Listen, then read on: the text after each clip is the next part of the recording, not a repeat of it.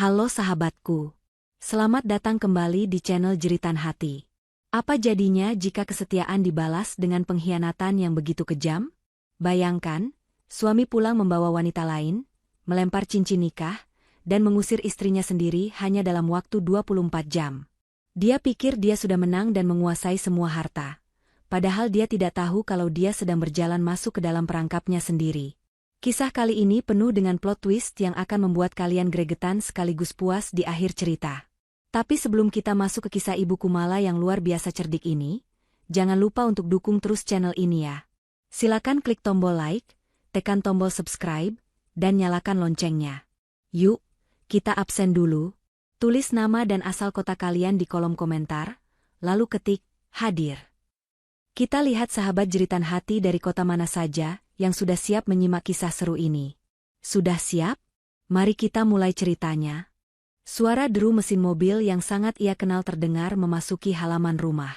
Kumala melirik jam dinding, pukul 9 malam. Ia tersenyum tipis, merapikan sedikit tatanan rambutnya dan berjalan menuju pintu utama. Di meja makan, hidangan makan malam kesukaan suaminya sudah tersaji rapi, masih hangat. Kumala sengaja memasak sendiri hari ini, seolah ingin menyambut kepulangan suaminya dengan sempurna.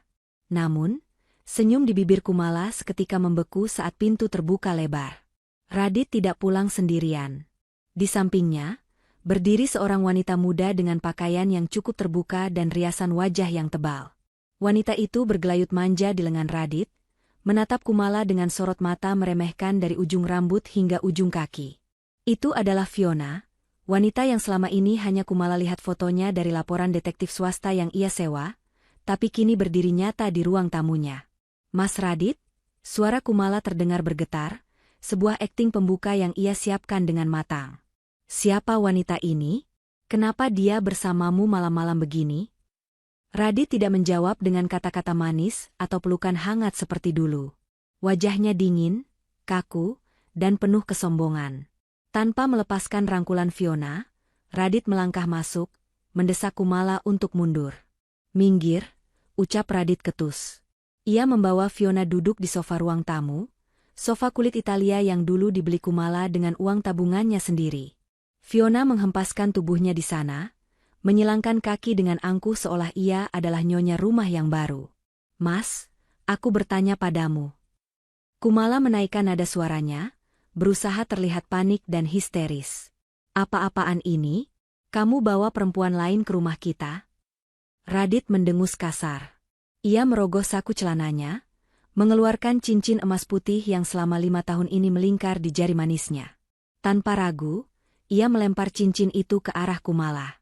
Cincin itu berdenting nyaring saat jatuh ke lantai marmer, menggelinding pelan hingga berhenti tepat di dekat kaki Kumala.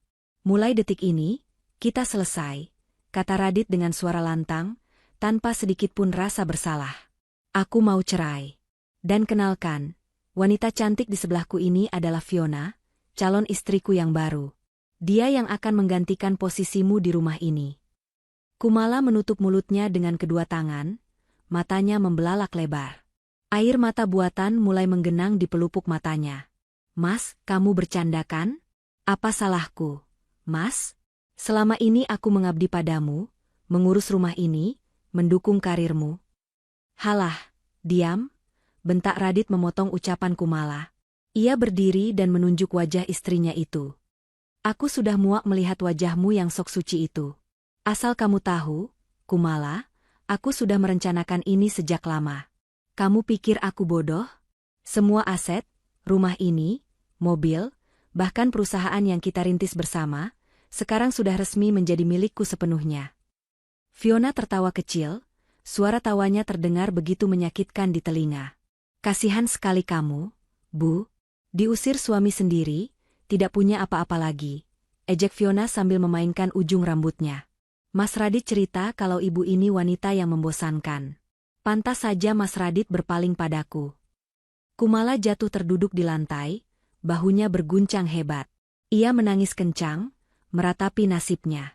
Namun, di balik telapak tangan yang menutupi wajahnya, mata Kumala tidak memancarkan kesedihan, melainkan kilatan tajam penuh perhitungan. Ia mendengarkan setiap kata yang keluar dari mulut Radit, memastikan umpan yang ia sebar telah dimakan sepenuhnya. Mas, tapi rumah ini, sertifikatnya kan atas namaku. Rintih Kumala di sela tangisannya. Radit tertawa terbahak-bahak, merasa menang telak. Ingat dokumen yang kamu tanda tangan minggu lalu? Kamu pikir itu cuma perpanjangan asuransi biasa? Dasar wanita bodoh. Itu adalah surat kuasa penuh pemindahan hak aset. Sekarang, sertifikat rumah ini sudah atas namaku. Saham perusahaan juga sudah beralih ke namaku. Kamu nol besar, Kumala. Kamu tidak punya hak apa-apa lagi di sini. Radit berjalan mendekati Kumala yang masih bersimpuh, lalu menunduk sedikit, menatap istrinya dengan tatapan merendahkan. Aku berbaik hati padamu, bisik Radit tajam. Aku beri kamu waktu 24 jam untuk angkat kaki dari rumahku. Bawa baju-bajumu yang murah itu, tapi jangan berani menyentuh perhiasan atau barang berharga lainnya. Itu semua sekarang milik Fiona. Sayang, panggil Fiona manja, besok pagi aku mau kamar utamanya sudah kosong ya. Aku nggak mau tidur di bekas tempat tidurnya dia. Bau orang gagal. Tenang saja, sayang. Besok pagi-pagi sekali dia pasti sudah pergi. Jawab Radit sambil mengecup kening Fiona, sengaja memamerkan kemesraan itu di depan Kumala. Kumala mendongak, wajahnya basah oleh air mata. Ia menatap Radit dengan tatapan memelas yang dibuat-buat. Mas, tolong beri aku kesempatan. Kita bisa bicara baik-baik. Jangan usir aku seperti ini. Aku mau tinggal di mana? Itu bukan urusanku, sergah Radit. Mau tinggal di kolong jembatan, mau balik ke rumah orang tuamu yang reot itu, terserah. Yang jelas, aku tidak mau melihat wajahmu lagi di sini besok malam. Ingat, 24 jam. Kalau kamu belum pergi, aku akan panggil satpam komplek untuk menyeretmu keluar seperti sampah. Setelah mengucapkan kalimat kejam itu, Radit menggandeng tangan Fiona. Ayo, sayang. Kita ke atas. Kita rayakan kemenangan kita malam ini. Ayo, Mas. Aku sudah tidak sabar jadi nyonya di rumah mewah ini, sahut Fiona sambil melirik sinis ke arah Kumala yang masih tergeletak di lantai. Mereka berdua melangkah naik ke lantai 2, meninggalkan Kumala sendirian di ruang tamu yang luas dan dingin itu. Suara tawa mereka terdengar menjauh, lalu disusul suara pintu kamar utama yang dibanting keras. Keheningan kembali menyelimuti ruangan itu. Perlahan, isak tangis Kumala mereda. Bahunya berhenti berguncang. Ia menurunkan tangannya dari wajah. Tidak ada lagi ekspresi sedih atau hancur di sana. Kumala menghapus sisa air mata di pipinya dengan punggung tangan, lalu berdiri dengan tegak. Ia merapikan pakaiannya yang sedikit kusut. Ia menatap ke arah tangga, ke arah pintu kamar di mana suami dan selingkuhannya berada. Sudut bibir Kumala terangkat membentuk senyuman miring yang dingin. Nikmatilah malam ini, Radit, Fiona, gumam Kumala pelan, nyaris tak terdengar. Kalian pikir kalian pemenangnya? Kalian tidak tahu apa yang sebenarnya kalian ambil. Dokumen yang kamu banggakan itu, Mas, itu adalah tiketmu menuju kehancuran. Kumala berjalan tenang menuju kamarnya sendiri, kamar tamu yang sudah ia tempati seminggu terakhir dengan alasan sakit pinggang. Di dalam kamar itu, ia tidak menangis. Ia justru membuka sebuah koper kecil yang sudah ia siapkan di balik lemari. Ia mengeluarkan ponsel keduanya yang tersembunyi. Satu pesan singkat ia kirimkan ke sebuah nomor bernama, Pak Hendra, ikan sudah masuk perangkap. Mereka sudah mengakui kepemilikan aset itu. Lakukan eksekusi sesuai rencana besok pagi, tepat setelah aku keluar dari sini. Malam itu, di saat Radit dan Fiona tertidur lelap dalam euforia kemenangan semu mereka, Kumala duduk diam di tepi ranjang, menatap jam dinding yang terus berdetak. Waktu 24 jam yang diberikan Radit bukan hitungan mundur bagi kepergian Kumala, melainkan hitungan mundur bagi tamatnya riwayat kesombongan Radit. 24 jam, bisik Kumala. Mari kita lihat siapa yang akan menangis darah besok. Suara gelak tawa dari ruang tengah menembus dinding kamar tamu yang kini dikunci rapat oleh Kumala. Di luar sana, Radit dan Fiona sedang merayakan apa yang mereka anggap sebagai kemenangan besar. Suara denting gelas bersulang terdengar samar, disusul dengan celotehan Fiona yang mulai terdengar mengatur-ngatur isi rumah. Mas, sofa ini warnanya kusam sekali. Besok aku mau ganti yang warna merah marun, biar lebih berkelas, terdengar suara Fiona manja, namun cukup keras hingga telinga Kumala bisa menangkapnya. Lukisan tua itu juga, buang saja. Ganti dengan foto prewedding kita nanti yang besar. Apapun untukmu, sayang, sahut Radit dengan nada angkuh. Uang bukan masalah lagi sekarang. Perusahaan sedang untung besar, dan karena si bodoh itu sudah tanda tangan pelimpahan aset, semua keuntungan masuk ke rekening pribadiku. Kamu mau belanja ke Paris pun, besok kita berangkat. Kumala yang duduk di tepi tempat tidur, hanya mendengus pelan mendengar bualan suaminya. Ia tidak menangis. Tidak ada lagi air mata yang tersisa untuk lelaki yang sudah 5 tahun ini tidur di sebelahnya namun ternyata menyimpan belati di balik punggung. Dengan tenang, Kumala beranjak dari kasur.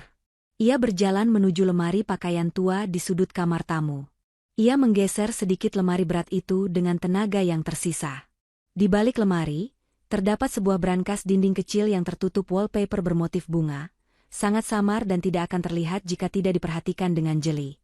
Radit tidak pernah tahu keberadaan brankas ini. Radit terlalu sibuk dengan urusan kantor dan wanita lain, hingga tidak pernah peduli detail rumahnya sendiri. Jari jemari lentik Kumala menekan kombinasi angka digital. Bip. Pintu brankas terbuka. Isinya bukan tumpukan uang tunai yang menggunung, melainkan beberapa map dokumen penting, paspor, dan sebuah hard disk eksternal berwarna hitam. Kumala mengambil map berwarna biru tua. Ia membukanya sekilas, memastikan isinya masih lengkap. Itu adalah dokumen kepemilikan saham mayoritas dari sebuah perusahaan holding baru yang ia dirikan diam-diam 6 bulan lalu, menggunakan nama gadis ibunya. Kesanalah ia mengalirkan semua aset likuid, dana cadangan, dan keuntungan bersih perusahaan selama setahun terakhir secara legal dan bertahap. Sementara perusahaan yang kini dibanggakan Radit, itu hanyalah cangkang kosong. Sebuah entitas bisnis yang memang memiliki nama besar, namun di dalamnya keropos oleh utang piutang proyek fiktif yang sengaja Kumala biarkan membengkak atas persetujuan Radit sendiri, yang jarang membaca dokumen sebelum tanda tangan. Kumala menutup map itu dan memasukkannya ke dalam tas jinjing kulit yang akan ia bawa besok. Ia juga memasukkan beberapa set perhiasan berlian pemberian almarhum ayahnya. Perhiasan pemberian Radit, ia biarkan tergeletak di meja rias. Ia tidak sudi membawa barang yang dibeli dari uang yang mungkin sebentar lagi akan menjadi sengketa hukum. Ponsel di saku celana tidurnya bergetar. Satu panggilan masuk dari Pak Hendra. Kumala segera mengangkatnya dengan suara rendah namun tegas. Halo, Pak Hendra. Selamat malam, Bu Kumala. Suara berat pengacara senior itu terdengar di ujung telepon. Maaf mengganggu malam-malam. Saya hanya ingin konfirmasi terakhir. Tim audit independen yang Ibu minta sudah siap bergerak besok pagi, tepat pukul 8, begitu kantor buka. Apakah Ibu yakin ingin melanjutkan ini? Begitu audit dimulai, status Pak Radit sebagai direktur utama akan langsung terkunci dengan semua beban utang pajak yang tercatat. Kumala berjalan mendekati jendela, menatap langit malam yang gelap tanpa bintang. Lanjutkan, Pak. Jangan beri jeda sedikit pun. Dia sudah melempar cincin nikah kami dan mengusir saya malam ini. Dia bilang semua hartanya sudah jadi miliknya. Jadi, biarkan dia menikmati harta itu beserta semua konsekuensinya. Baik, Bu. Saya mengerti. Dokumen pengalihan utang yang ditandatangani Pak Radit minggu lalu sudah saya legalkan di notaris pagi tadi. Secara hukum, dia bertanggung jawab penuh atas kerugian negara dan utang bank senilai 200 miliar rupiah itu. Aset pribadi Ibu sudah aman di rekening luar negeri dan holding company.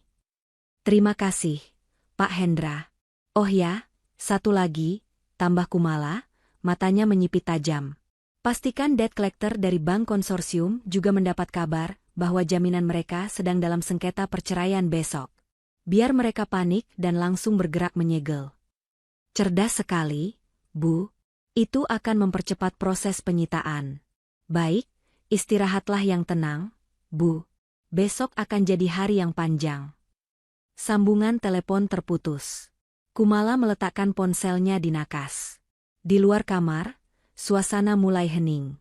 Sepertinya Radit dan Fiona sudah lelah berpesta pora dan masuk ke kamar utama. Kumala membayangkan betapa nyenyaknya tidur mereka malam ini di atas kasur empuk yang dibeli dengan keringat Kumala.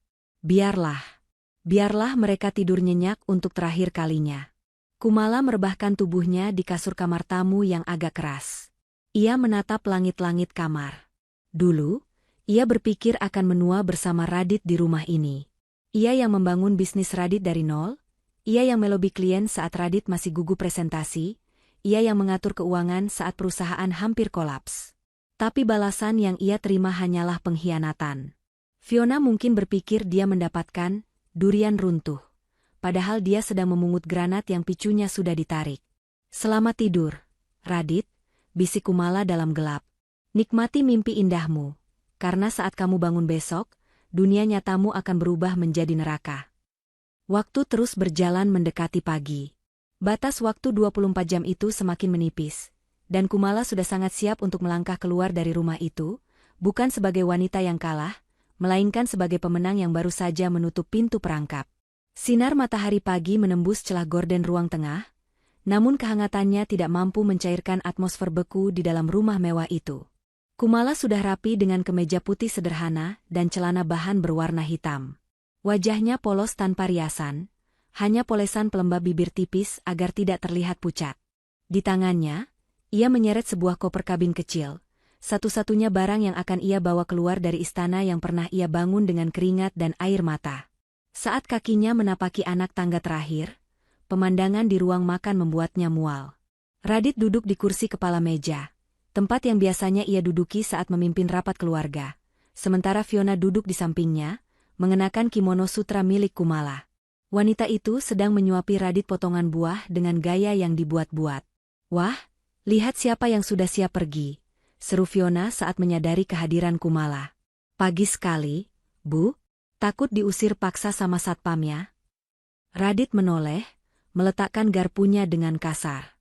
Ia tidak menjawab sapaan sinis Fiona, melainkan langsung menyambar sebuah map tebal berwarna merah yang tergeletak di meja makan.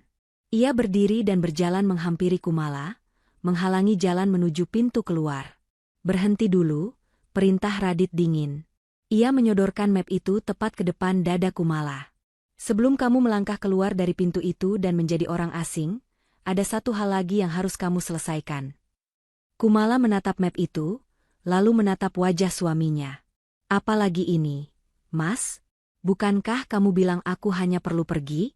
Aku sudah menuruti kemauanmu. Aku tidak membawa apa-apa selain bajuku." "Jangan banyak tanya," bentak Radit. "Buka dan tanda tangani. Ini dokumen legal terakhir. Aku tidak mau di kemudian hari kamu tiba-tiba datang merengek minta bagian harta Gonogini, atau menuntut hak atas perusahaan. Dengan tanda tangan ini, kamu menyatakan secara sadar melepaskan semua hakmu atas aset PT Radika Jaya Abadi dan menyerahkan pengelolaan penuh, serta kepemilikan mutlak kepadaku." Jantung Kumala berdegup kencang, bukan karena takut, melainkan karena antusiasme yang harus ia tekan kuat-kuat. Ia tahu dokumen apa ini. Ini adalah kepingan puzzle terakhir yang ia tunggu. Tanpa dokumen ini, jebakannya belum sempurna. Namun, ia harus tetap bermain peran. Dengan tangan yang sengaja ia buat gemetar, Kumala menerima map itu. Ia membukanya perlahan. Lembaran kertas itu penuh dengan istilah hukum yang rumit. Matanya menyapu cepat paragraf demi paragraf. Radit benar, di bagian atas tertulis tentang pelepasan hak aset.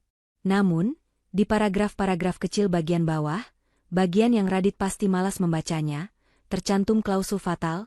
Pihak kedua, Radit, dengan ini mengambil alih seluruh tanggung jawab hukum, termasuk namun tidak terbatas pada kewajiban perpajakan yang tertunggak, utang piutang kepada pihak ketiga, dan sengketa perdata maupun pidana yang melekat pada korporasi sejak tanggal pendirian. "Mas, ini bahasanya rumit sekali," ucap Kumala dengan nada ragu, berpura-pura bingung. "Apa tidak sebaiknya aku baca dulu pelan-pelan? Atau aku bawa ke pengacara dulu?" "Halah, jangan cari alasan untuk mengulur waktu." Fiona ikut nimbrung, berjalan mendekat sambil melipat tangan di dada. "Mas Radit kan sudah jelaskan, itu cuma surat pelepasan harta. Kamu nggak rela ya, Bu? Masih ngarep dapat jatah?" Radit mendengus kasar, mencabut pena mahal dari saku kemejanya dan memaksakannya ke tangan Kumala. "Dengar ya, Kumala. Kalau kamu tidak tanda tangan sekarang, aku pastikan kamu tidak akan bisa hidup tenang di luar sana. Aku punya banyak kenalan. Aku bisa bikin kamu susah cari kerja, susah cari kontrakan. Tanda tangan sekarang, dan aku biarkan kamu pergi dengan tenang. Ancaman itu terdengar menggelikan bagi Kumala. Radit mengancam akan menghancurkan hidupnya. Padahal Radit sedang memegang pena untuk menandatangani kehancurannya sendiri. Baiklah, Mas, suara Kumala melirih, seolah pasrah. Kalau ini memang maumu, aku tanda tangan. Tapi berjanjilah, setelah ini jangan ganggu hidupku lagi. Cepat, desak Radit tidak sabar. Kumala meletakkan map itu di atas meja konsol dekat tangga. Dengan tangan yang masih bergetar, akting yang sempurna, ia menggoreskan tanda tangannya di atas materai. Tinta hitam itu mengering cepat, menyegel nasib Radit selamanya. Begitu Kumala mengangkat pena, Radit langsung menyambar kertas itu. Ia memeriksa tanda tangan Kumala dengan senyum lebar, senyum kemenangan yang memuakan. Ia merasa telah mendapatkan segalanya. Perusahaan, rumah, aset, dan kebebasan dari istri yang ia anggap membosankan. Ia tidak sadar bahwa ia baru saja meresmikan dirinya sebagai penanggung tunggal utang ratusan miliar yang jatuh tempo minggu depan. Bagus, kata Radit sambil meniup kertas itu seolah sedang mendinginkan tinta emas. Ia menutup map itu dan memeluknya. Nah, sekarang kamu resmi jadi gelandangan. Silakan keluar. Fiona tertawa renyah, berjalan menggandeng lengan Radit. Dah, Ibu mantan. Hati-hati di jalannya. Jangan lupa mampir kalau butuh sisa makanan, nanti aku suruh pembantu sisakan tulang buat ibu. Kumala menarik napas panjang, mengisi paru-parunya dengan udara kelegaan yang luar biasa. Beban berat rasanya baru saja diangkat dari pundaknya. Ia menatap Radit dan Fiona bergantian untuk terakhir kalinya. Tidak ada lagi rasa cinta, tidak ada lagi rasa sakit. Yang ada hanya rasa kasihan melihat dua orang yang sedang menari di bibir jurang. Terima kasih, Mas. Terima kasih, Fiona, ucap Kumala datar, namun matanya tajam menusuk. Kalian benar-benar pasangan yang serasi. Semoga kalian menikmati setiap detik hidup kalian di rumah ini mulai hari ini. Tanpa menunggu balasan, Kumala menarik kopernya. Roda koper berbunyi pelan saat melintasi lantai marmer, satu-satunya suara yang mengiringi langkah kakinya menuju pintu utama. Ia memutar gagang pintu, membukanya lebar-lebar, dan membiarkan cahaya matahari pagi yang cerah menyambutnya. Di belakangnya, pintu tertutup dengan bunyi klik otomatis. Kumala tidak menoleh lagi. Ia berjalan menuju gerbang, di mana sebuah taksi yang sudah ia pesan sejak tadi malam telah menunggu. Saat masuk ke dalam taksi, sopir bertanya ramah, "Kemana, Bu?" Kumala tersenyum, kali ini senyum tulus yang lepas.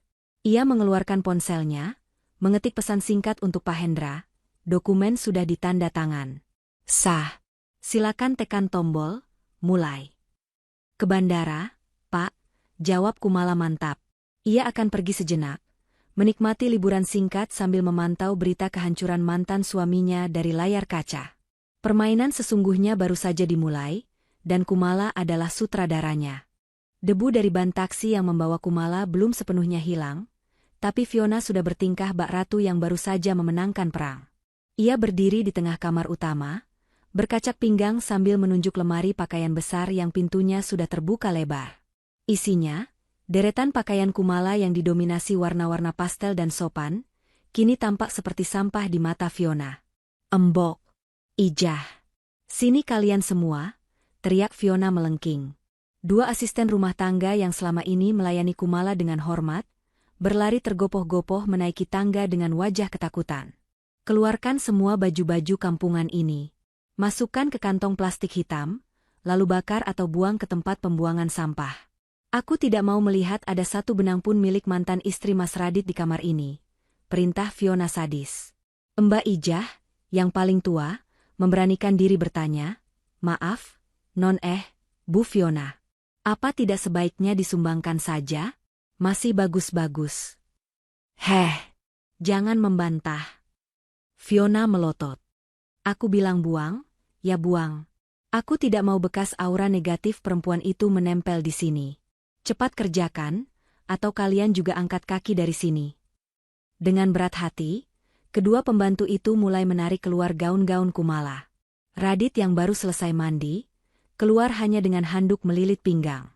Ia tersenyum melihat Fiona yang begitu agresif menyingkirkan jejak Kumala. Bagi Radit, ini adalah simbol kebebasan mutlak. Tidak ada lagi Kumala yang cerewet soal pengeluaran, tidak ada lagi Kumala yang mengingatkan soal ibadah atau etika bisnis. Semangat sekali, sayang, goda Radit sambil memeluk pinggang Fiona dari belakang. Harus dong, Mas. Kita harus buang sial, jawab Fiona manja. Oh ya, Mas. Kartu kredit perusahaan yang unlimited itu mana? Katanya hari ini aku boleh mulai belanja isi rumah baru. Ada di dompetku, ambil saja. Pakai sepuasmu. Hari ini aku mau ke kantor, mau mengumumkan struktur kepemimpinan baru. Semua orang harus tahu kalau Radit Adijaya adalah penguasa tunggal sekarang. Ucap Radit penuh percaya diri. Siangnya, Radit melangkah masuk ke lobi gedung perkantoran dengan dagu terangkat tinggi. Ia menyapa resepsionis dengan anggukan angkuh, berbeda dengan biasanya yang ramah.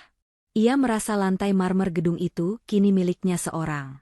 Namun, saat ia sampai di lantai direksi, suasana terasa aneh. Hening. Tidak ada kesibukan yang biasa ia lihat.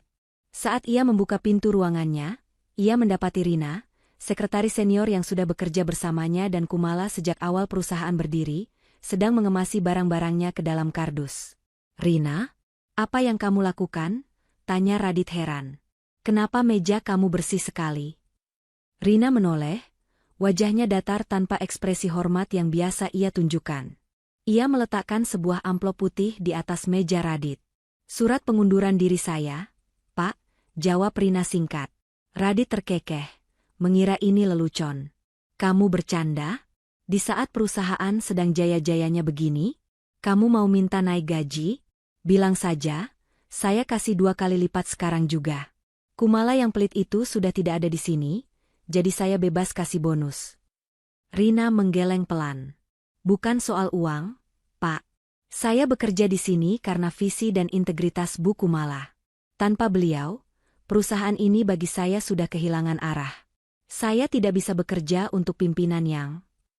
Rina menahan kalimatnya, enggan memperpanjang masalah. Intinya, saya pamit. Semua berkas penting sudah saya rapikan. Password komputer juga sudah saya reset ke standar. Wajah Radit memerah menahan amarah. Ia merasa diremehkan. Ya sudah kalau itu mau kamu.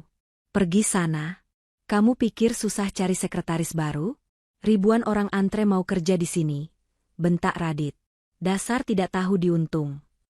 Rina hanya mengangguk sopan, mengangkat kardusnya, dan berjalan keluar ruangan tanpa menoleh lagi. Radit membanting amplop itu ke lantai. Ia duduk di kursi kebesarannya, kursi kulit empuk yang terasa lebih panas dari biasanya. Ia mencoba menenangkan diri. Tenang, Radit. Ini cuma kerikil kecil. Kamu masih punya segalanya, batinnya.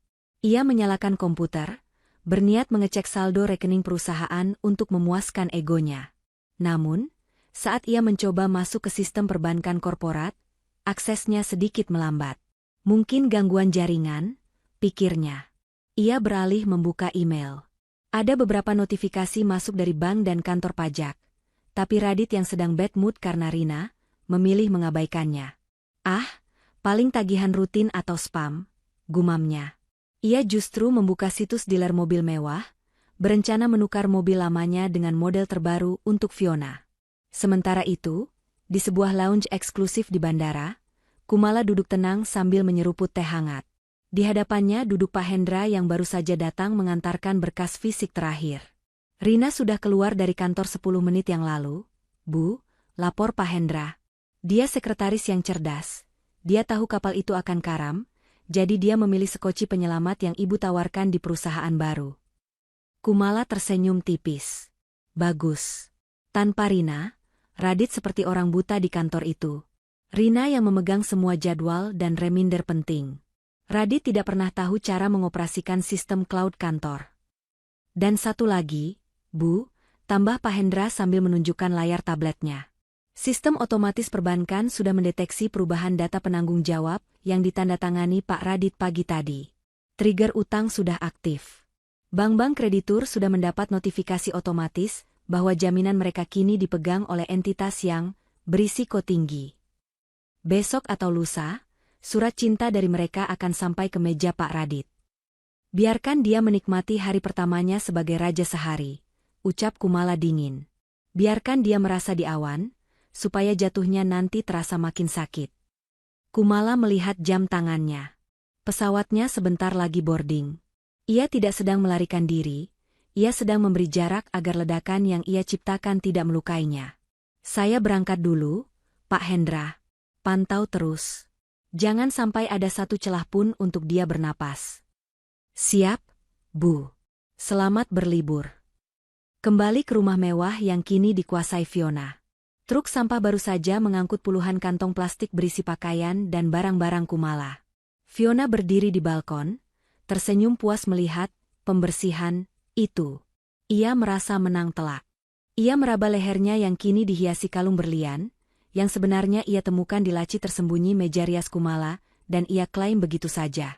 Fiona mengambil ponselnya, memotret dirinya sendiri dengan latar belakang kamar mewah itu, lalu mengunggahnya ke media sosial dengan caption, New Home, New Life. Bye-bye masa lalu kelabu. Ia tidak tahu bahwa di kolom komentar, beberapa akun anonim, yang dikelola oleh tim legal Kumala untuk memantau aset, sudah mulai menandai postingan itu sebagai barang bukti gaya hidup mewah dari uang hasil penggelapan, yang nantinya akan memberatkan mereka di pengadilan. Malam itu, Radit pulang dengan wajah lelah namun tetap berusaha terlihat gagah. Ia tidak menceritakan soal Rina yang resign pada Fiona. Ia tidak mau merusak suasana. Fiona menyambutnya dengan pelukan hangat dan pameran hasil belanja online yang menumpuk di ruang tamu.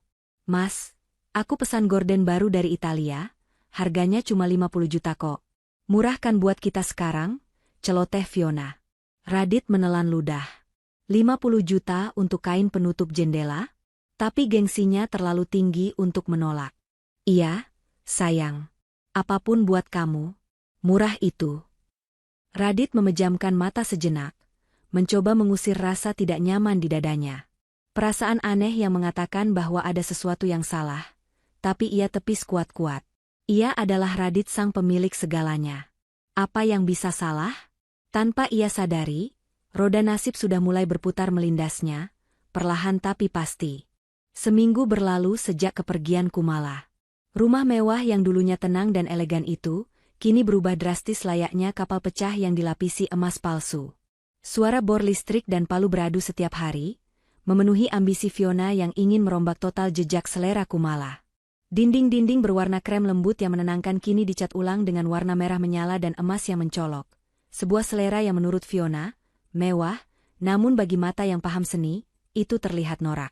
Di garasi, sebuah mobil sport 2 pintu berwarna kuning terang terparkir mentereng, menggeser posisi mobil keluarga yang biasa dipakai Radit. Plat nomornya belum keluar, tapi Fiona sudah nekat membawanya keliling kompleks setiap sore, memamerkan diri pada tetangga yang justru menatapnya dengan pandangan sinis.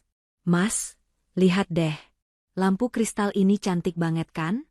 Harganya 150 juta, diskon jadi 130. Hemat kan?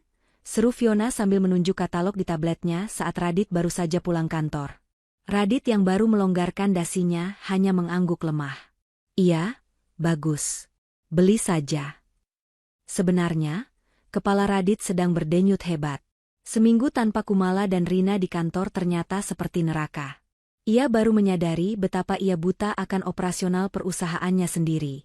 File-file kontrak penting yang biasanya sudah tersaji rapi di mejanya setiap pagi, kini hilang entah kemana. Saat ia bertanya pada staf administrasi pengganti, mereka hanya menjawab dengan wajah takut, "Maaf Pak, semua data itu ada di cloud yang aksesnya dipegang Bu Rina dan Bu Kumala. Kami tidak tahu passwordnya." Radit enggan mengakui kebodohannya. Gengsinya terlalu tinggi untuk menelepon Rina, apalagi Kumala. Ia justru memarahi staf-stafnya, menyebut mereka tidak kompeten, padahal dirinyalah yang tidak paham alur kerja. "Mas, kok melamun sih? Jadi beli nggak?" rengek Fiona, membuyarkan lamunan Radit. "Iya, beli. Pakai saja kartu kredit perusahaan yang platinum. Limitnya kan miliaran. Kamu gesek sampai mesinnya panas juga nggak bakal habis," jawab Radit dengan nada sedikit tinggi, mencoba menutupi kegelisahannya dengan arogansi. Fiona bersorak girang, langsung memeluk leher Radit. Makasih, Mas. Kamu emang suami terbaik. Nggak kayak mantan istrimu yang pelit itu, beli tas branded satu aja mikirnya setahun. Malam itu, mereka memutuskan makan malam di restoran fine dining paling mahal di pusat kota untuk merayakan hidup baru mereka yang genap 1 minggu. Fiona memesan menu paling mahal, daging wagyu A5, caviar, dan sebotol wine tahun tua. Radit berusaha menikmati suasana, tapi ponselnya terus bergetar. Ada 5 panggilan tak terjawab dari Pak Budi, salah satu klien terbesar mereka. Radit awalnya malas mengangkat karena ini di luar jam kerja. Tapi karena terus berdering, ia akhirnya mengangkatnya dengan nada kesal. "Halo, Pak Budi. Ada apa malam-malam begini? Besok saja di kantor kan bisa," ucap Radit tanpa basa-basi. Hening sejenak di ujung telepon, sebelum suara Pak Budi terdengar dingin dan tegas. "Radit, saya cuma mau sampaikan lisan sebelum surat resminya sampai besok. Kontrak suplai bahan baku untuk proyek di Kalimantan, saya batalkan." Radit tersedak wine yang sedang diteguknya. "Apa? Bapak bercanda? Kita sudah tanda tangan MOU. Bapak bisa kena penalti." "Baca ulang kontraknya, Radit," potong Pak Budi tajam. "Ada klausul yang menyebutkan kerjasama batal otomatis jika ada perubahan manajemen yang dinilai berisiko, atau jika audit keuangan perusahaan tidak lolos standar kami. Saya dengar dari teman-teman di asosiasi, cash flow perusahaanmu sedang dipantau ketat oleh bank karena indikasi kredit macet proyek fiktif. Saya tidak mau ambil risiko." "Itu fitnah, Pak. Siapa yang menyebar isu itu?" "Kumala ya? Istri saya yang sakit hati itu," tuduh Radit dengan wajah memerah. "Tidak ada hubungannya dengan Bu Kumala.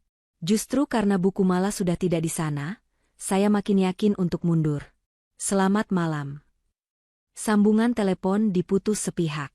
Radit membanting ponselnya ke meja, membuat beberapa pengunjung restoran menoleh kaget. Napasnya memburu. "Kenapa, Mas? Si tua bangka itu bikin ulah?" tanya Fiona santai sambil memotong daging steaknya. "Udah biarin aja, paling dia cuma gertak sambal minta diskon. Klien kan banyak, bukan cuma dia." Ucapan Fiona yang meremehkan masalah justru sedikit menenangkan ego Radit. Benar juga, pikirnya. Perusahaannya besar, asetnya banyak. Hilang satu klien tidak akan membuatnya miskin. Ia masih punya gedung kantor, pabrik, dan rumah mewah ini. "Kamu benar, sayang. Dia yang rugi kehilangan kita." Radit mencoba tersenyum, meski hatinya masih ketar-ketir. Saat pelayan datang membawa tagihan makan malam senilai 12 juta rupiah, Radit dengan gaya bos besar mengeluarkan kartu kredit perusahaan berwarna hitam mengkilap, kartu andalannya seminggu ini. "Gesek saja," katanya angkuh tanpa melihat nominal bon. Pelayan itu pergi ke kasir, namun kembali 2 menit kemudian dengan wajah tidak enak. "Maaf, Pak, kartunya declinet." Wajah Radit berubah pucat, lalu memerah karena malu. Fiona langsung melotot. "Maksud lo apa? Declinet? Itu kartu limitnya tanpa batas tahu. Mesin lokal yang rusak," semprot Fiona kasar. "Sudah dicoba 3 kali di 2 mesin berbeda, Bu. Keterangannya, hubungi bank penerbit." "Mungkin Bapak ada kartu lain?" Pelayan itu mencoba tetap sopan. Radit buru-buru mengeluarkan kartu debit pribadinya. Untungnya, transaksi berhasil. Ia menghela napas lega, tapi keringat dingin mulai mengucur di pelipisnya. "Pasti sistem bank lagi error," gumam Radit saat mereka berjalan keluar restoran menuju parkiran valet. "Besok aku akan marahi manajer banknya. Berani-beraninya mempermalukan nasabah prioritas seperti aku." "Iya, Mas. Tuntut aja sekalian," kompor Fiona. Namun, di dalam mobil perjalanan pulang, Radit diam 1000 bahasa. Pikirannya berkecamuk. Pembatalan kontrak Pak Budi dan kartu kredit yang ditolak di waktu yang hampir bersamaan, apakah ini kebetulan? Bayangan wajah Kumala yang tersenyum misterius saat menyerahkan dokumen seminggu lalu tiba-tiba melintas di benaknya. Tidak mungkin, batin Radit menyangkal. Kumala itu wanita bodoh yang cuma bisa masak dan urus rumah. Dia tidak mungkin secerdas itu merencanakan sesuatu. Sesampainya di rumah, Radit langsung menuju ruang kerjanya.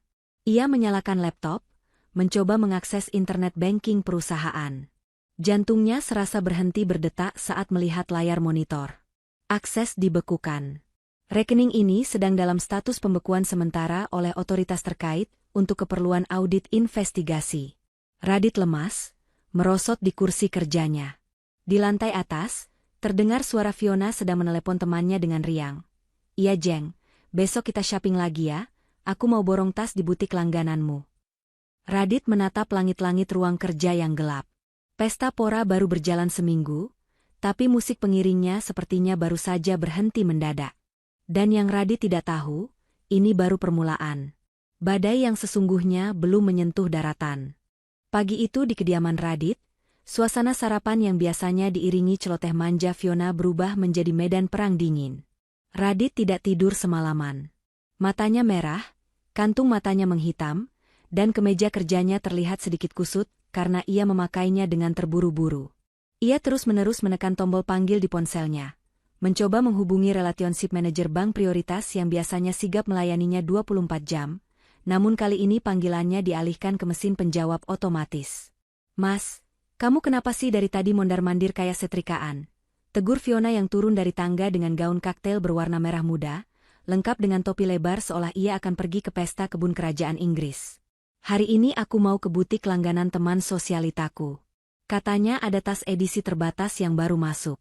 Masih bisa gesek kan?" Radit menatap Fiona dengan pandangan yang sulit diartikan, campuran antara kekesalan dan ketakutan yang ia coba sembunyikan. Ia tidak mungkin bilang kalau rekening perusahaan dibekukan. Egonya sebagai lelaki kaya raya yang baru saja memenangkan kemerdekaan dari mantan istri tidak mengizinkannya terlihat lemah. "Bisa. Pakai saja kartu yang hitam itu," jawab Radit singkat, berbohong. Dalam hatinya ia berdoa semoga pemblokiran semalam hanyalah gangguan sistem, sesaat yang sudah pulih pagi ini. "Aku harus ke bank sekarang. Ada urusan upgrade sistem investasi." "Oke deh. Jangan lupa transfer uang jajan tunai juga ya, Mas. Siapa tahu ada tukang parkir yang gak terima kartu kredit." Fiona terkikik geli dengan lucunya sendiri, lalu mencium pipi Radit sekilas dan melenggang pergi menuju mobil sport kuning yang terparkir di depan. Radit menghela napas panjang, menyambar kunci mobil lamanya, dan memacu kendaraan itu membelah kemacetan Jakarta menuju kantor pusat bank. Sementara itu, di sebuah butik mewah di kawasan Jakarta Selatan, Fiona melangkah masuk bak selebriti papan atas. Ia menunjuk tas ini dan itu tanpa melihat label harga. Para pelayan toko yang melihat penampilan mentereng Fiona langsung melayaninya bak ratu, menyuguhkan minuman dingin dan memuji seleranya. Dalam waktu 1 jam, 3 tas kulit impor dan sepasang sepatu hak tinggi sudah tertumpuk di meja kasir. Total belanjaan mencapai 80 juta rupiah. "Bungkus semua," perintah Fiona angkuh sambil melempar kartu hitam platinum milik perusahaan Radit ke atas meja kaca. Kasir menggesek kartu itu dengan sopan. Mesin EDC berbunyi bip panjang. Kening kasir berkerut. Ia mencoba lagi. Bip panjang lagi. "Maaf, Bu. Kartunya declinet." Keterangannya, pick up card, atau kartu harus ditahan, ucap kasir itu dengan nada hati-hati namun tegas. Wajah Fiona yang tadinya berseri-seri seketika berubah merah padam. "Apa maksudmu declinet? Kamu jangan sembarangan ya. Itu limitnya miliaran. Mesin kamu yang butut," bentak Fiona, suaranya mengundang perhatian pengunjung lain. "Kami sudah coba di 2 mesin berbeda, Bu. Hasilnya sama. Dan sesuai prosedur bank, jika muncul kode ini, kami tidak bisa mengembalikan kartu fisik ini kepada Ibu," jelas manajer toko yang tiba-tiba muncul menengahi. "Kurang ajar. Kalian mau mencuri kartuku ya? Sini balikin." Fiona berusaha merampas kartu itu, tapi manajer toko dengan sigap menjauhkannya. "Mohon maaf, Bu. Silakan bayar dengan metode lain atau kami batalkan transaksinya. Dan mohon jangan membuat keributan atau kami panggil keamanan," tegas manajer itu, senyum ramahnya sudah hilang berganti tatapan dingin. Fiona merogoh tas tangannya, mencari kartu lain. Tapi ia baru sadar, ia tidak punya kartu kredit atas namanya sendiri yang limitnya besar. Dompetnya hanya berisi uang tunai beberapa ratus ribu. Dengan rasa malu yang membakar ubun-ubun, ditonton oleh ibu-ibu sosialita lain yang berbisik-bisik, Fiona menyambar tas tangannya dan berlari keluar toko, tanpa membawa satupun barang belanjaan. Di saat yang bersamaan, nasib Radit tidak kalah buruknya.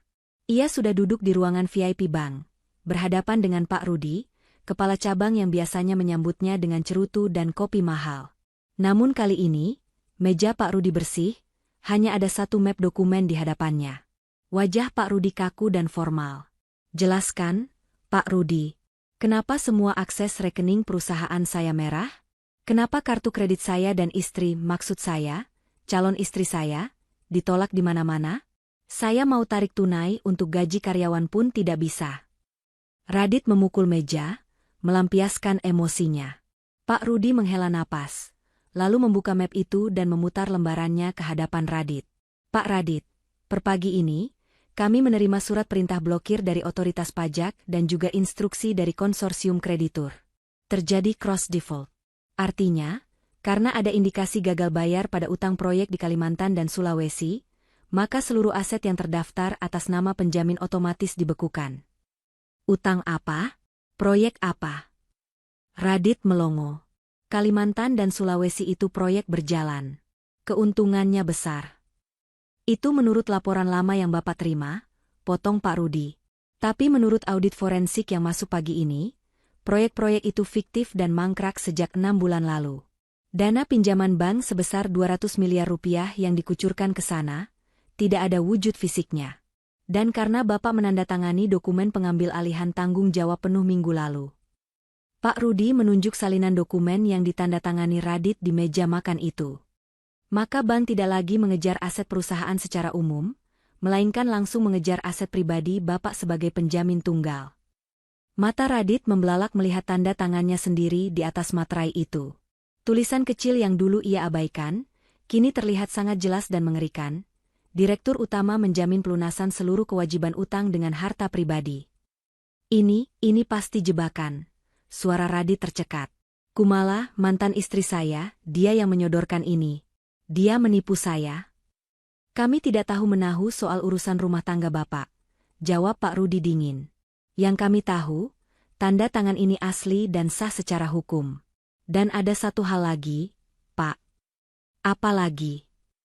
Radit merasa kepalanya berputar, seolah oksigen di ruangan itu menipis. Audit internal kami menemukan adanya aliran dana keluar yang sangat besar ke rekening-rekening tidak dikenal selama setahun terakhir, yang disetujui oleh token otorisasi Bapak. Pihak berwajib sedang menyelidiki ini sebagai dugaan penggelapan dana korporasi atau pencucian uang. Sebagai pemegang token dan penandatangan tunggal, Bapak adalah tersangka utamanya. Radit merosot di kursinya. Token itu, token otorisasi bank itu memang selalu ia serahkan pada Kumala, karena ia malas mengurus perintilan administrasi. Ia percaya penuh pada istrinya. Ternyata, kepercayaan itu adalah tali gantungan yang kini menjerat lehernya. Kumala tidak mencuri uangnya. Kumala hanya memindahkan, isi, perusahaan yang sehat ke tempat lain, dan meninggalkan, kulit, perusahaan yang penuh borok utang atas nama Radit. Ponsel Radit berdering nyaring. Nama Fiona muncul di layar. Radit mengangkatnya dengan tangan gemetar. Mas, kamu bohong ya? Jerit Fiona di ujung telepon, suaranya pecah diselingi tangis histeris. Aku diusir dari butik. Kartu kamu ditahan toko. Aku malu banget. Mas, semua orang ngetawain aku. Kamu bilang kamu kaya raya, mana buktinya? Bayar tas aja nggak bisa. Radit tidak menjawab.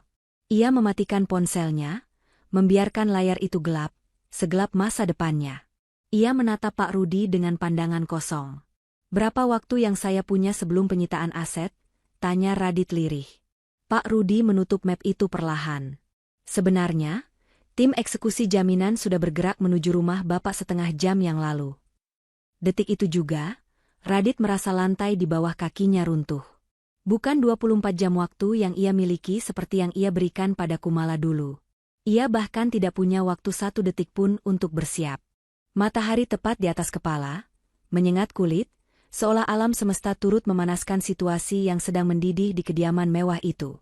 Radit memacu mobil sedan lamanya dengan kecepatan gila, menerobos lampu merah, dan nyaris menabrak pedagang asongan. Pikirannya kalut. Ucapan Pak Rudi di bank tadi terus terngiang seperti sirine kematian.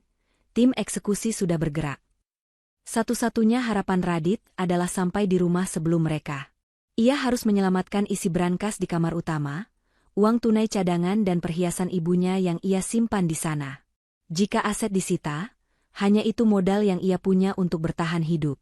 Namun, harapan itu musnah saat ia membelokkan setir memasuki gerbang komplek perumahannya.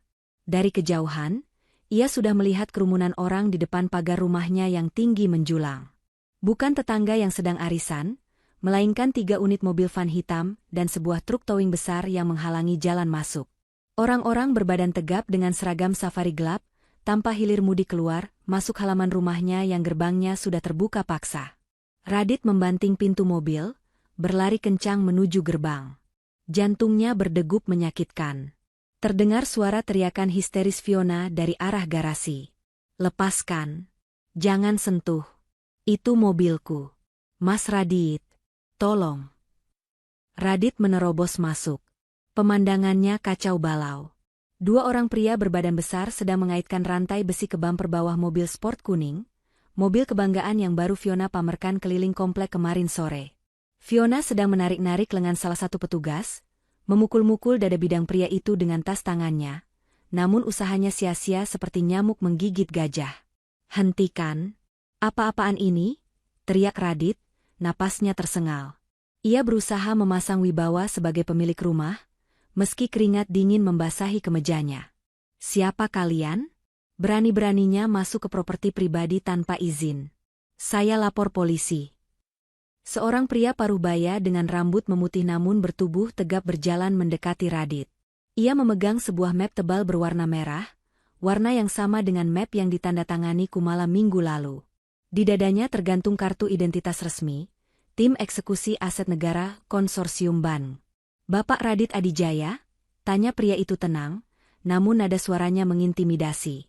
"Ya, saya. Keluar dari rumah saya sekarang," bentak Radit. Pria itu tidak bergeming. Ia justru menyerahkan selembar surat berwarna kuning dengan kop pengadilan.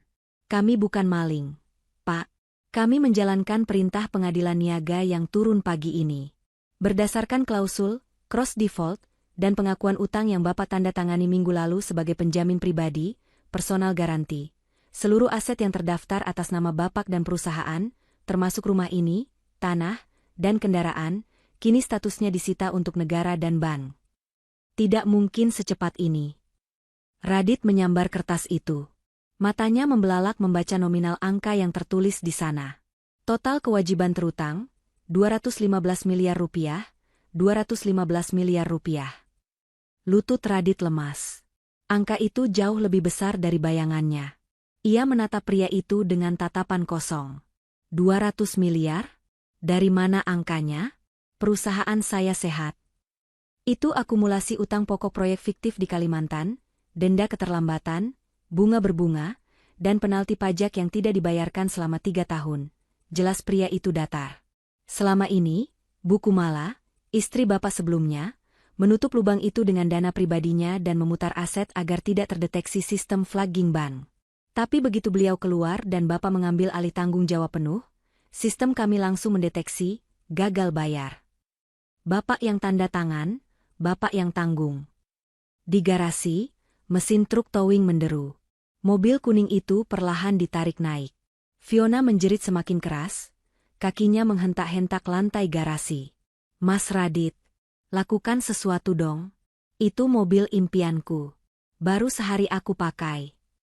Fiona berlari menghampiri Radit, mengguncang bahu suaminya dengan kasar. "Kamu bilang kamu orang kaya. Kamu bilang kamu penguasa. Kenapa diam saja kayak patung begini?" Radit menepis tangan Fiona, kepalanya pening. "Diam kamu, Fiona. Kamu pikir aku tidak pusing?" "Pak, sela ketua tim eksekusi itu lagi. Kami beri waktu 30 menit untuk Bapak dan Nona ini mengemasi barang-barang pribadi. Hanya pakaian dan dokumen pribadi. Barang berharga seperti perhiasan, elektronik, lukisan, dan furnitur, semua masuk daftar inventaris sitaan. Jangan coba-coba menyembunyikan apapun, atau kami akan proses pidana penggelapan aset negara." 30 menit? Fiona membelalak. "Gila ya? Make up aku saja butuh 1 koper sendiri." "Waktu berjalan dari sekarang," tegas pria itu sambil melihat jam tangannya. Kepanikan melanda. Radit tidak lagi memikirkan mobil kuning itu. Ia berlari masuk ke dalam rumah, menaiki tangga 2 demi 2 langkah sekaligus menuju kamar utama. Tujuannya satu, brankas. Namun, saat ia sampai di depan lemari besi itu dan memutar kodenya, pintu brankas terbuka dengan mudah. Kosong. Hanya ada secari kertas post-it berwarna kuning tertempel di dinding dalam brankas. Tulisan tangan yang sangat ia kenal, rapi dan tegak bersambung. Tulisan Kumala. Uang dan emas ibu sudah kuambil. Itu hak ibu, bukan hak perusahaan. Kamu sudah ambil semuanya, jadi biarlah aku ambil yang memang milikku. Radit meremas kertas itu hingga lumat. Ia meraung marah, menendang pintu brankas hingga kakinya sendiri kesakitan. Kumala sudah selangkah lebih maju, bahkan sebelum ia diusir. Wanita itu sudah mengamankan dana likuid jauh-jauh hari. Maling. Istri durhaka, umpat Radit pada dinding kosong. Sementara itu di lantai bawah, Fiona sibuk memasukkan segala macam barang ke dalam tas Louis Vuitton-nya yang tadi pagi gagal ia pamerkan. Ia memasukkan jam meja kristal, vas bunga kecil, bahkan sendok garpu perak. Seorang petugas menegurnya, "Maaf mbak, sendok perak itu aset.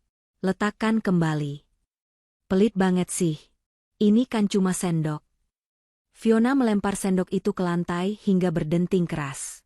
Setengah jam berlalu sangat cepat. Radit dan Fiona digiring keluar dari pintu utama rumah mereka sendiri. 2 orang petugas langsung membentangkan garis kuning hitam bertuliskan, "Disita, under seizure," melintang di pintu jati ukiran Jepara itu. Stiker besar berwarna merah ditempel di kaca jendela depan. Rumah yang megah itu kini tampak seperti tempat kejadian perkara kriminal. Fiona berdiri di halaman rumput dengan napas memburu. Ia hanya berhasil membawa 2 koper berisi baju-baju pestanya. Wajahnya yang tadi pagi glowing, kini luntur oleh keringat dan air mata maskara yang meleleh. Penampilannya berantakan. Radit berdiri di samping mobil sedan bututnya, satu-satunya aset yang tidak disita karena nilainya dianggap terlalu rendah dan tidak terdaftar sebagai aset perusahaan. Ia menatap istananya yang kini terkunci rapat.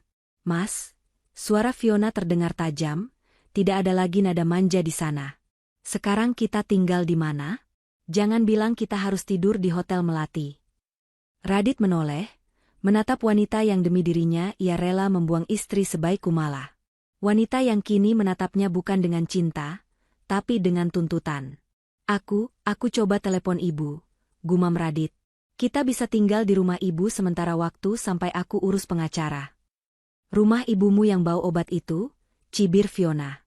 "Ya ampun, turun derajat banget sih aku. Kamu janjiin aku Paris." "Mas, kenapa malah jadi parah begini?" Radit hendak menjawab, tapi ponselnya berdering lagi. Kali ini dari nomor rumah ibunya. Perasaan Radit tidak enak. "Halo, Bu," sapa Radit gemetar. "Radit?" Suara ibunya terdengar panik dan menangis di ujung sana. "Ini ada orang-orang seram datang ke rumah ibu. Mereka bilang mau menyegel rumah ibu. Katanya kamu jadikan sertifikat rumah ibu sebagai jaminan tambahan utang perusahaan?" "Radit, apa yang kamu lakukan?" Dunia Radit resmi runtuh. Ia lupa, atau lebih tepatnya tidak peduli saat menandatangani tumpukan dokumen dulu, bahwa sertifikat rumah ibunya juga terselip di antara aset yang ia jaminkan untuk ekspansi bisnis bodong itu. Radit menjatuhkan tangan yang memegang ponsel ke sisi tubuhnya.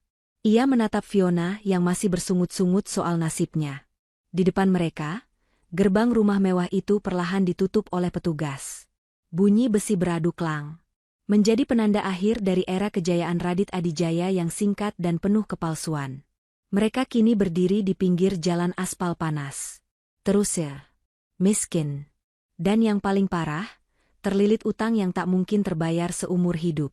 Dari dalam mobil van hitam yang mulai bergerak pergi, ketua tim eksekusi itu menatap Radit sekilas dari balik kaca jendela, lalu mengetik pesan singkat di ponselnya kepada seseorang. "Laporan untuk Bu Kumala, eksekusi aset utama dan aset penunjang selesai. Target sudah berada di jalanan." Malam itu, hujan turun deras mengguyur kota Jakarta, seolah langit ikut menangisi nasib Radit yang berubah 180 derajat dalam sekejap mata. Tidak ada lagi kasur king size empuk dengan spray sutra, tidak ada lagi pendingin ruangan sentral yang sejuk, dan tidak ada pelayan yang siap membawakan air hangat. Kini, Radit dan Fiona duduk bersila di atas kasur busa tipis di sebuah kamar kos harian sempit di pinggiran kota. Ket temboknya mengelupas, dan bau lembab menyeruak setiap kali angin berhembus dari ventilasi kayu yang bolong. Hanya tempat inilah yang mampu mereka bayar dengan sisa uang tunai di dompet Radit, setelah kartu debitnya pun ikut diblokir sore tadi. Panas banget sih. AC-nya nggak dingin. Fiona membanting remote AC tua ke lantai ubin yang retak. Ia mengipas-ngipas lehernya yang berkeringat. Riasan wajahnya sudah luntur sepenuhnya, memperlihatkan wajah aslinya yang lelah dan penuh amarah. Mas, kamu serius kita bakal tidur di sini? Ini tempat macam apa? Banyak nyamuk, bau apek lagi. Radit duduk di sudut kamar, punggungnya bersandar pada dinding dingin. Ia memijat pelipisnya yang berdenyut kencang. Di saku celananya, ponselnya terus bergetar. Bukan panggilan bisnis, melainkan teror dari nomor-nomor tidak dikenal, para penagih utang online dan kolektor ban yang mulai melacak nomor pribadinya. Sabar sedikit, Fiona. Ini cuma sementara, suara Radit terdengar parau. Besok pagi aku akan coba hubungi teman-teman lamaku. Pasti ada yang mau bantu. Aku punya koneksi, aku punya jaringan. Mereka berhutang budi padaku saat aku masih jaya. Halah, omong kosong. Fiona mendengus kasar. Dari tadi sore kamu telepon sana-sini, ada yang angkat? Nggak ada kan?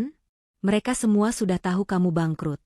Mas, di grup arisan sosialitas saja, nama kamu sudah jadi bahan tertawaan. Radit si miliarder palsu, begitu kata mereka. Radit tersentak. Harga dirinya terinjak-injak. Ia tidak percaya teman-temannya sejahat itu. Dengan tangan gemetar, ia kembali mencoba menghubungi Pak Herman, rekan bisnis yang dulu sering ia traktir main golf. Sambungan terhubung. Halo, Pak Herman? Ini Radit. Ucapnya dengan nada memelas yang belum pernah ia gunakan seumur hidup. Oh, Radit? Suara di ujung sana terdengar dingin dan terburu-buru. Sorry Dit, gue lagi sibuk. Dan tolong jangan hubungi gue dulu ya. Gue denger lo lagi diinvestigasi kasus penggelapan pajak dan utang fiktif. Gue nggak mau terseret. Bro, gue harus jaga reputasi perusahaan gue. Good luck ya. Klik. Sambungan diputus. Radit menatap layar ponselnya dengan nanar. Satu persatu, pintu pertolongan tertutup rapat. Kumala benar-benar telah mematikan langkahnya secara sistematis. Wanita itu tidak hanya mengambil hartanya, tapi juga membunuh karakter sosialnya. Gimana? Ditolak lagi kan? Sindir Fiona tajam. Ia bangkit berdiri, membuka koper berisi baju-baju pestanya. Ia mulai memilah-milah, bukan untuk dirapikan, tapi mencari sesuatu. Fiona, tolonglah mengerti. Radit mencoba meraih tangan Fiona, butuh dukungan moral. Kita harus berhemat. Uang tunai yang kupegang cuma sisa 2 juta. Itu harus cukup buat makan dan bayar kos ini seminggu ke depan sampai aku dapat solusi. Fiona menepis tangan Radit kasar. Matanya menatap dompet kulit Radit yang tergeletak di meja kecil. 2 juta kamu bilang? Buat seminggu? Fiona tertawa sinis, tawa yang membuat bulu kuduk Radit meremang. Mas, skincare aku 1 botol aja harganya 3 juta. Kamu mau aku makan nasi bungkus pinggir jalan? Kamu mau aku tidur digigit nyamuk tiap malam? Ya terus mau bagaimana lagi? Kita sedang susah, bentak Radit, emosinya terpancing. Kalau kamu memang calon istri yang baik, harusnya kamu bantu aku. Kamu kan punya perhiasan yang aku belikan kemarin-kemarin. Cincin berlian itu, kalung emas itu, jual dulu buat modal kita hidup. Mendengar kata, jual, mata Fiona membelalak garang. Ia spontan menutupi tas tangannya seolah melindungi nyawanya. Enak aja. Ini barang-barangku. Hak aku, jerit Fiona. Kamu yang ngasih ke aku, berarti ini milikku. Jangan harap kamu bisa jual satupun barang ini buat nutupin utang bodohmu itu. Fiona, kita butuh uang. Radit berdiri, mencoba merebut tas Fiona. Jangan sentuh. Fiona mendorong Radit kuat-kuat hingga lelaki itu terhuyung dan jatuh kembali ke kasur busa.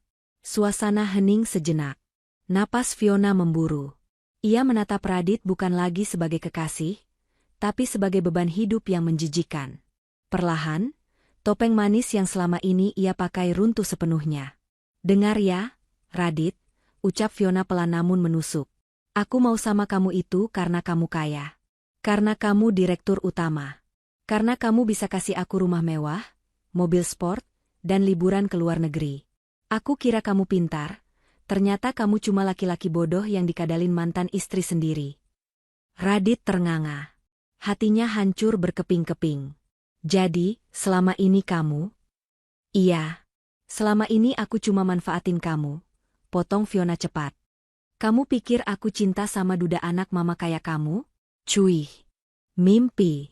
Sekarang kamu miskin, punya utang ratusan miliar, dikejar polisi pula. Buat apa aku bertahan?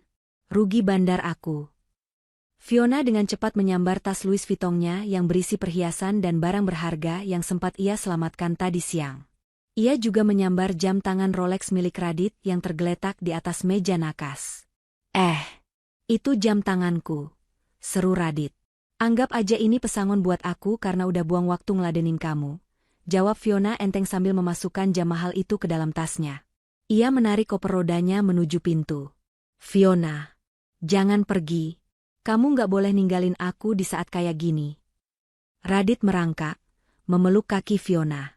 Harga dirinya sudah hilang. Ia memohon seperti pengemis pada wanita yang baru saja menghinanya. Fiona menendang tangan Radit tanpa belas kasihan. "Lepas? Jijik tahu nggak?" teriak Fiona. "Aku masih muda, masih cantik. Masih banyak laki-laki kaya di luar sana yang lebih pintar dari kamu. Selamat menikmati hidup melaratmu, Mas. Oh ya, jangan cari aku. Nomor kamu sudah aku blokir." Fiona membuka pintu kamar kos itu. Angin malam yang dingin langsung menusuk masuk. Tanpa menoleh lagi, Fiona melangkah keluar, menyeret kopernya menembus hujan gerimis, meninggalkan Radit yang terkapar di lantai kotor. Radit masih terdiam dalam posisi bersimpuh. Suara langkah sepatu hak tinggi Fiona yang menjauh terdengar, seperti palu godam yang menghantam sisa kewarasannya. Ia sendirian. Benar-benar sendirian di ruangan asing yang bau apek ini. Tiba-tiba, ponselnya berdering lagi. Bukan penagih utang, melainkan nama ibunya. Radit mengangkatnya dengan tangan gemetar dan air mata yang mulai menetes. "Halo, Bu." Suaranya pecah. "Radit." Suara ibunya terdengar histeris di seberang sana, latar belakang suara terdengar ribut seperti di jalan raya. "Kamu di mana?" Ibu diusir. Rumah disegal. Ibu sekarang di depan minimarket dekat komplek. Kehujanan. Jemput ibu, Radit. Ibu takut. Tetangga semua nonton ibu diusir. Radit memejamkan mata, air matanya tumpah semakin deras. Ia ingin menjerit, tapi suaranya tertahan di tenggorokan. Mobil sedannya bensinnya tinggal sedikit. Uangnya menipis, istrinya pergi, gundiknya kabur membawa barang berharganya, dan kini ibunya terlunta-lunta di jalanan karena ulahnya. "Iya, Bu, Radit jemput." Bisiknya lemah. Malam itu menjadi malam terpanjang dalam hidup Radit. Ia baru menyadari bahwa neraka dunia yang diciptakan Kumala bukan hanya soal hilangnya harta, tapi soal hilangnya kehormatan dan orang-orang yang ia kira mencintainya. Wajah asli Fiona tadi adalah cerminan dari kebodohannya sendiri. Dan bayangan wajah Kumala yang tenang saat pergi waktu itu, kini menghantuinya seperti mimpi buruk yang tak berujung. 3 hari setelah pengusiran yang memalukan itu, Radit merasa hidupnya sudah seperti di neraka. Ia dan ibunya kini menumpang di sebuah kamar kontrakan sempit di gang tikus yang becek. Ibunya, Bu Ratna, yang biasanya tampil modis dengan sanggul tinggi, kini hanya bisa berbaring di kasur tipis sambil terus-menerus menangis dan menyalahkan Radit. Suara batuk ibunya yang semakin parah karena debu dan lembabnya kamar, membuat kepala Radit serasa mau pecah. "Radit, ibu mau pulang. Ibu tidak betah di sini," rintih Bu Ratna.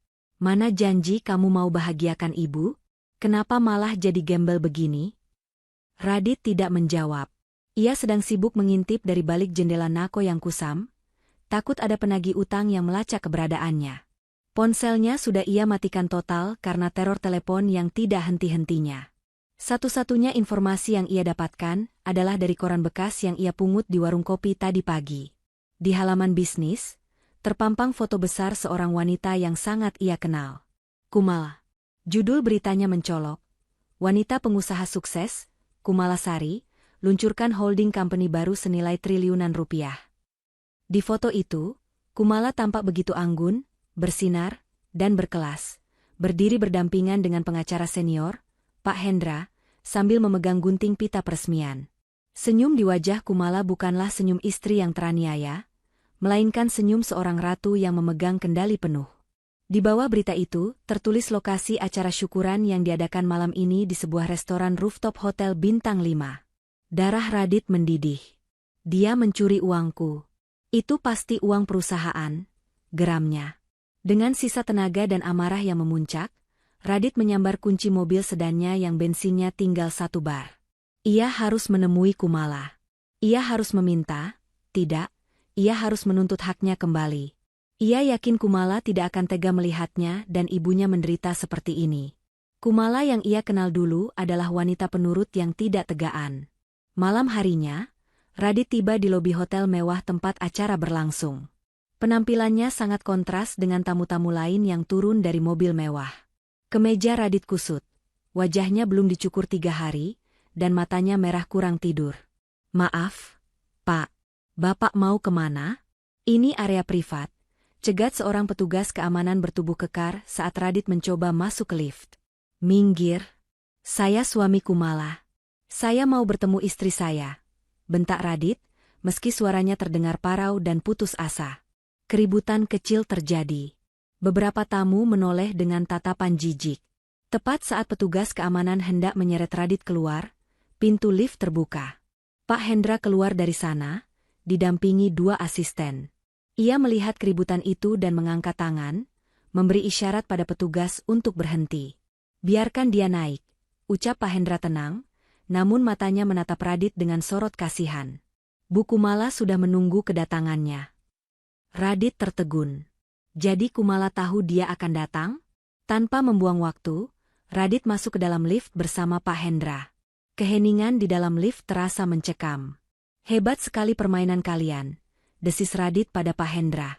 Kalian sekongkol menggelapkan aset saya, kan?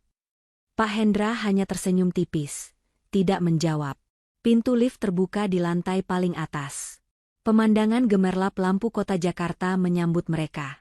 Di sebuah meja VVIP yang terpisah dari keramaian pesta, Kumala duduk sendirian menikmati secangkir teh.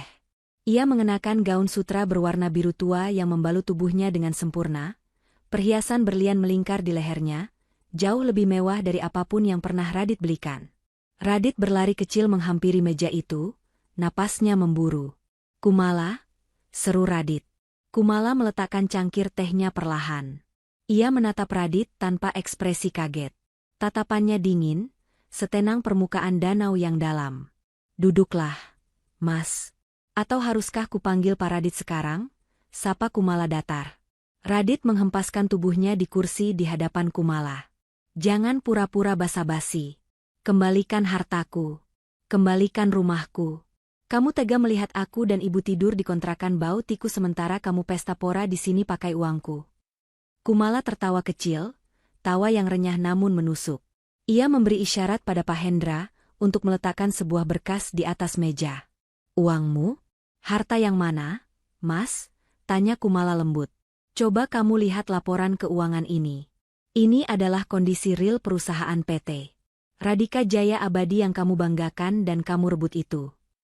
Radit menatap kertas-kertas itu dengan bingung. Angka-angka merah berderet di sana. Sejak 2 tahun lalu, perusahaan itu sebenarnya sudah sakit. Mas, jelas Kumala, jarinya menunjuk grafik yang menurun tajam. Proyek-proyek besar yang kamu setujui tanpa membaca detailnya? Itu semua proyek rugi. Kamu ditipu oleh rekan bisnis golf MU sendiri. Utangnya menumpuk seperti gunung es. Selama ini, aku yang menahan gunung itu agar tidak runtuh menimpamu. Aku pakai uang warisan ayahku, uang tabunganku, untuk menambal cash flow agar kamu tetap terlihat hebat sebagai direktur utama. Radit ternganga. Bohong. Perusahaan kita untung besar. Itu untung di atas kertas yang aku poles supaya kamu tidak stres. Mas, potong Kumala tajam. Tapi saat kamu membawa Fiona masuk, saat kamu melempar cincin nikah dan mengusirku, aku sadar.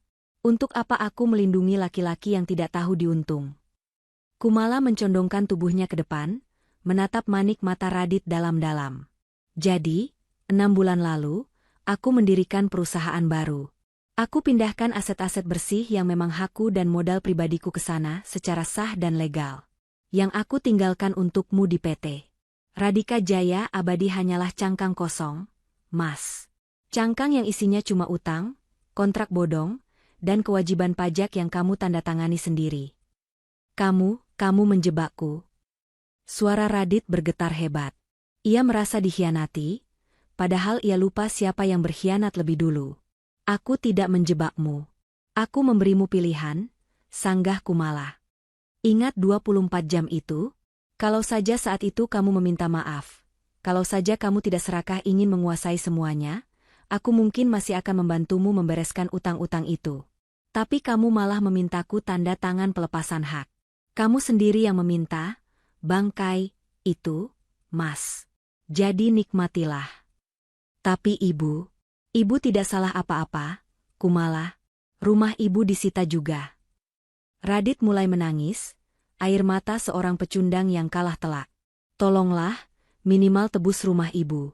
Kasihan ibu sudah tua. Kumala menghela napas panjang, tatapannya sedikit melembut saat nama ibu mertuanya disebut, namun segera mengeras kembali teringat perlakuan wanita tua itu padanya selama ini. Ibumu yang selalu membandingkan aku dengan mantan pacarmu? Ibumu yang mendukungmu berselingkuh karena Fiona terlihat lebih mewah? Maaf, Mas. Hati ini sudah tumpul, ucap Kumala sambil berdiri. Tidak ada yang bisa aku bantu. Utang itu atas namamu pribadi. Hukum harus berjalan. Kamu yang menanam, kamu yang menuai. Kumala berbalik badan, hendak meninggalkan Radit yang hancur lebur di kursi. Kumala, tunggu. Aku suamimu. Kita belum resmi cerai di pengadilan agama. Teriak Radit, mencoba menggunakan kartu terakhirnya. Kalau aku jatuh, kamu juga istri terpidana. Langkah Kumala terhenti. Ia tidak menoleh, hanya berbicara pada Pak Hendra. Pak Hendra, tolong berikan surat panggilan dari kepolisian yang baru sampai tadi sore. Pak Hendra menyerahkan sebuah amplop coklat berlogo kepolisian kepada Radit. Tangan Radit gemetar menerimanya. Itu bukan surat cerai, Mas, kata Kumala tanpa menoleh. Itu surat penangkapan. Atas dugaan penggelapan dana investor dan pemalsuan laporan keuangan yang kamu tanda tangani minggu lalu. Investor yang marah sudah melapor. Polisi sedang mencarimu kemana-mana. Radit merasa jantungnya berhenti berdetak. Ia menatap amplop itu, lalu menatap punggung Kumala yang berjalan menjauh dengan anggun, diiringi kilatan lampu kamera wartawan yang meliput kesuksesannya. Dari kejauhan, sayup-sayup terdengar suara sirine mobil patroli yang mendekat ke lobi hotel. Radit menyadari satu hal yang mengerikan, pertemuan ini bukan untuk rekonsiliasi. Kumala sengaja memancingnya keluar dari persembunyian agar polisi bisa menemukannya dengan mudah. Ia benar-benar masuk ke dalam mulut singa, dan singa itu baru saja menutup rahangnya. Suara sirine yang tadinya sayup-sayup kini terdengar memekakan telinga, berhenti tepat di lobi utama hotel. Belum sempat Radit beranjak dari kursinya, 3 orang petugas berseragam polisi lengkap dengan rompi penyidik masuk ke area rooftop. Langkah mereka tegap dan terarah, langsung menuju meja di mana Radit duduk gemetar seperti tikus yang terpojok.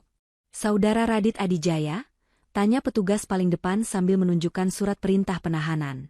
Radit tidak mampu menjawab. Lidahnya keluh. Ia menatap Kumala dengan pandangan memohon, berharap wanita yang pernah mencintainya itu akan iba dan mengatakan sesuatu untuk membelanya. Namun, Kumala hanya berdiri diam di samping Pak Hendra. Wajahnya datar tanpa emosi, seolah sedang melihat orang asing. Saudara kami tangkap atas dugaan penggelapan dana investasi, pemalsuan dokumen perusahaan, dan tindak pidana pencucian uang.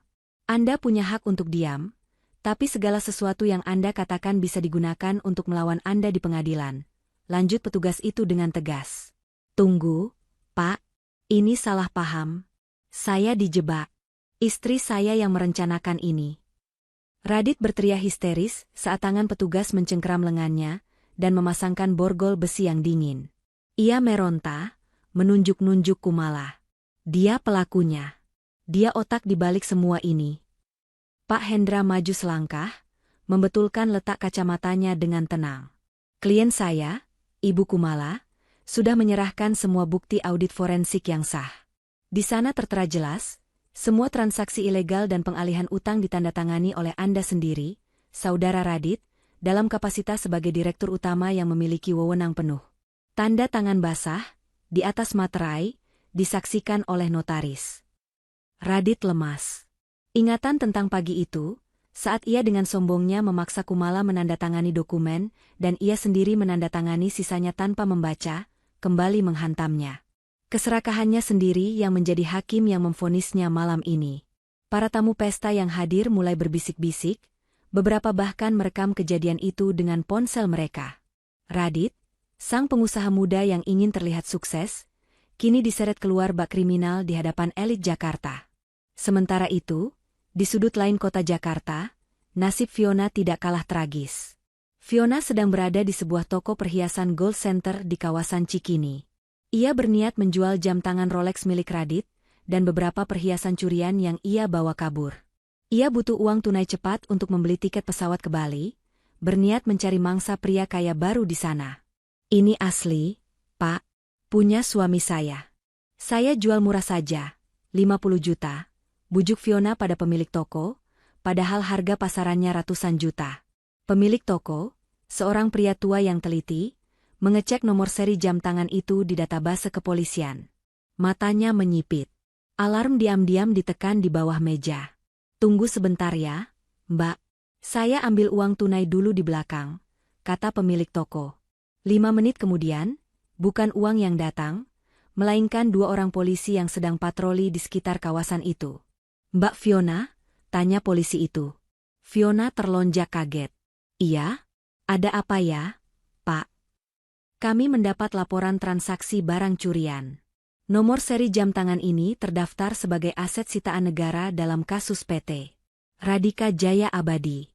Selain itu, wajah Mbak juga terekam CCTV butik mewah menggunakan kartu kredit perusahaan yang dananya hasil kejahatan.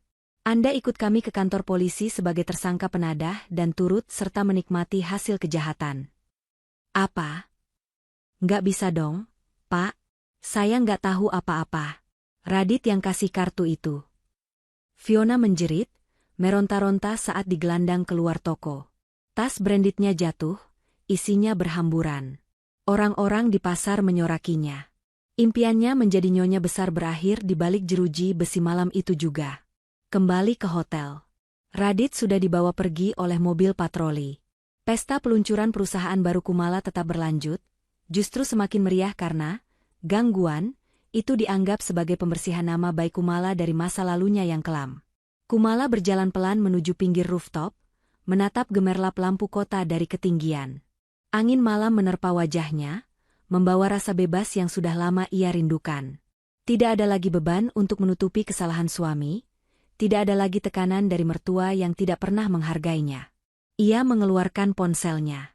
Satu panggilan terakhir yang harus ia lakukan untuk menutup buku cerita ini. Ia menekan nomor Bu Ratna, mantan ibu mertuanya. Halo, Radit, kamu di mana? Ibu takut sendirian di kontrakan? Suara Bu Ratna terdengar lemah dan gemetar di ujung sana. Ini Kumala, Bu, jawab Kumala tenang. Hening sejenak.